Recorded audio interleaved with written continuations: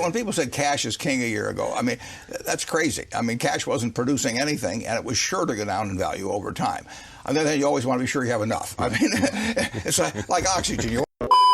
By far the best investment you can make is in yourself. I mean, for example, communication skills. I tell the students that come that they're going to graduate schools and business, and they're learning all these complicated formulas and all that. If they just learn to communicate better, and both in writing and in person, they increase their value at least 50%. If you can't communicate, somebody says, it's like winking at a girl in the dark. Nothing happens, basically. And you have to be able to get forth your ideas. And that's relatively easy. I did it myself with the Dale Carnegie course. Some people wish I'd taken a shorter course now in terms of my talking later on. But it's just hugely important. And if you invest in yourself, nobody can take it away from you. If I gave you a car, and it'd be the only car you get in the rest of your life, you'd take care of it like you can't believe. Any scratch, you'd fix that moment. You'd read the owner's manual. You'd keep a garage and do all these things. And you get exactly one mind and one body in this world. And you can't start taking care of it when you're 50. By that time, you'll have rusted out if you haven't done anything. So you should really make sure that you just remember that you just got one mind and body to get through life with and to do the most with it. Desire of people to gamble, and they gamble in stocks, incidentally, too.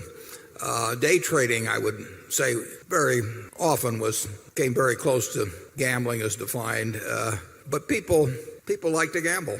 I mean, if the Super Bowl is on, or even, better yet, if a terribly boring football game is on, but you don't have anything to do, and you're sitting there with somebody else, you're probably going to enjoy the game more if you bet a few bucks on it one way or the other. The human propensity to gamble is huge. Now, when it was legalized only pretty much in Nevada, you had to go to some distance or break some laws to do any serious gambling.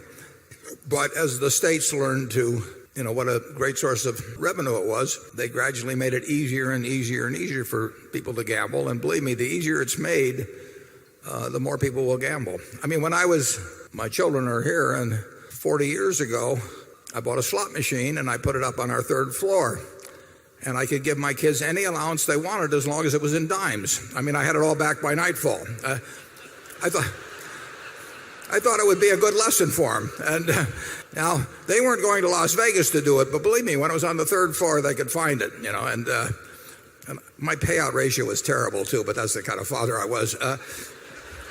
But gambling, people are always going to want to do it. And for that reason, I particularly think that to quite an extent, gambling is a tax on ignorance.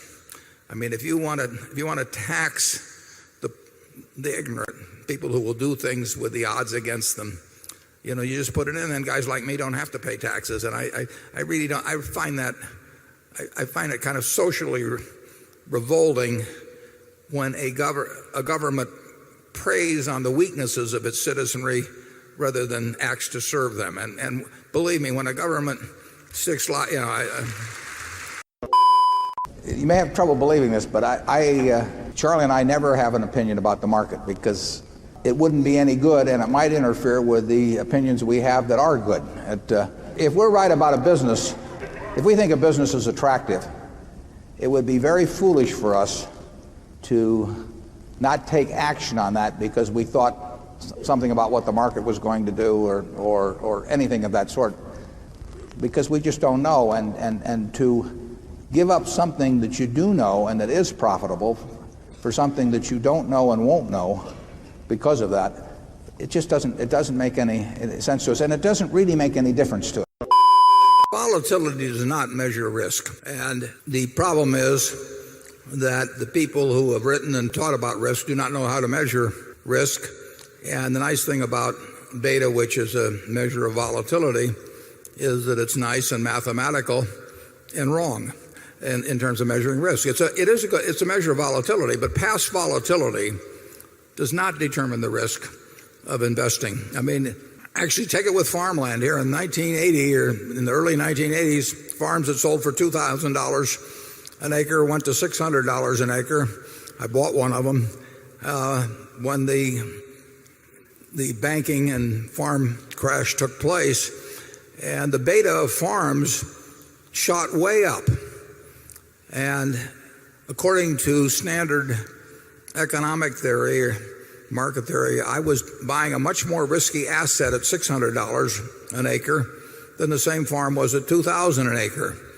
Now, people, because farmland doesn't trade often and prices don't get recorded, they would regard that as nonsense, that my purchase at $600 an acre of the same farm that sold for $2,000 an acre a few years ago was riskier.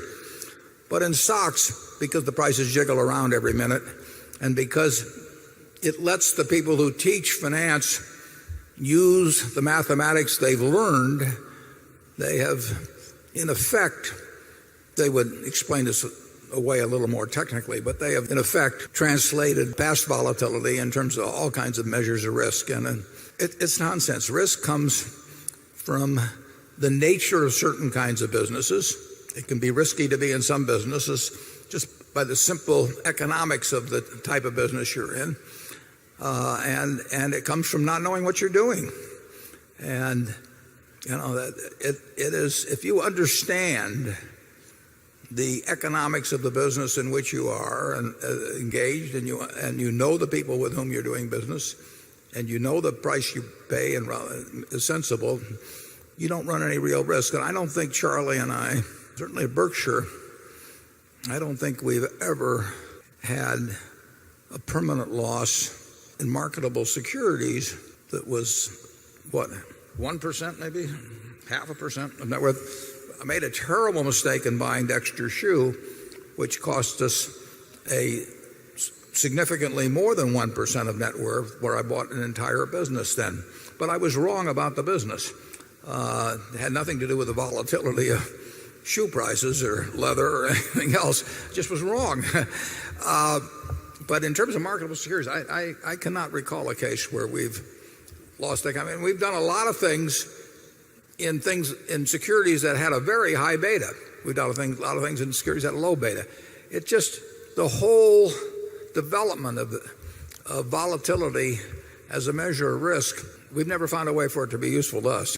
Both corporate finance and investment management courses, as taught in the major universities, we would argue it's at least 50% twaddle. Yet these people have very high IQs. One of the reasons we've been able to do pretty well is that we early recognized that very smart people do very dumb things, and we tried to figure out why. And we also wanted to know who, so we could avoid them.